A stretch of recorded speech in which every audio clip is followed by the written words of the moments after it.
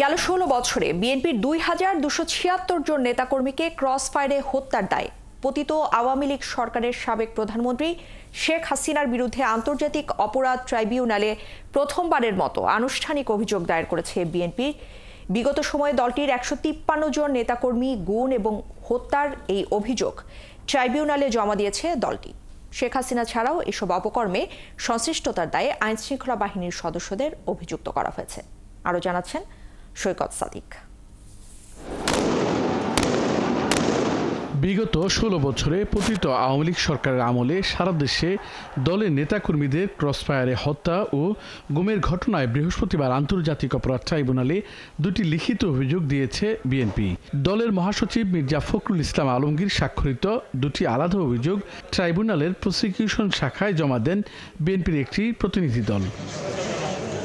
২,২৭৬ জনকে ক্রসফায়ারে হত্যার ঘটনায় ২৪৫ পৃষ্ঠার এই অভিযোগে বলা হয় ২০০৮ সাল থেকে ২৪ সালের ৫ আগস্ট পর্যন্ত পতিত আওয়ামী লীগ সরকার ক্ষমতা টিকিয়ে রাখতে মিথ্যা মামলা দিয়ে হাজার হাজার বিএনপি নেতাকর্মীকে জেলে পাঠায়।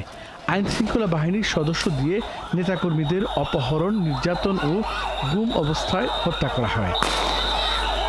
ট্রাইব্যুনালে জমা দেওয়া হয় ক্রসফায়ারের জেলাভিত্তিক তালিকায়। এতে কক্সবাজারে ২০০ জন, চট্টগ্রামে ১০৪ জন, লক্ষ্মীপুর ৮৮ জন, যশোরে ৮৮, কুমিল্লায় ৭৩ জনকে হত্যা করা হয়। এছাড়া ঢাকা, ময়মনসিংহ, কুষ্টিয়া, ঝিনাইদহ, নোয়াখালী, ফেনী, খুলনা, সাতক্ষীরায় ক্রসফায়ারে হত্যা করা হয় ৫০ জনেরও বেশি বিএনপির নেতাকর্মীকে। আমরা আজকে ২২০০ আপনার ৭৬ জনের ক্রসফায়ারের নামে যে হত্যা করেছে নির্মমভাবে, তার একটা তালিকা অভিযোগ জমা দিলাম। আমরা আসামির সংখ্যা উল্লেখ করেছি, ওই প্রধানমন্ত্রী সহ সর্বশেষ তাদের যারা আইন শৃঙ্খলা বাহিনী জড়িত আছে নাম দিয়ে দেওয়া করে দিয়েছে। এছাড়া ইলিয়াস আলী ও চৌধুরী আলম সহ ১৫৩ জনকে গুমের অভিযোগ করা হয় বলে ট্রাইব্যুনালে অভিযোগ দায়ের করেছে বিএনপি। প্রধান আসামি করা হয়েছে শেখ হাসিনাকে। চৌধুরী আলম থেকে এই গুমটা মূলত শুরু হয়েছে।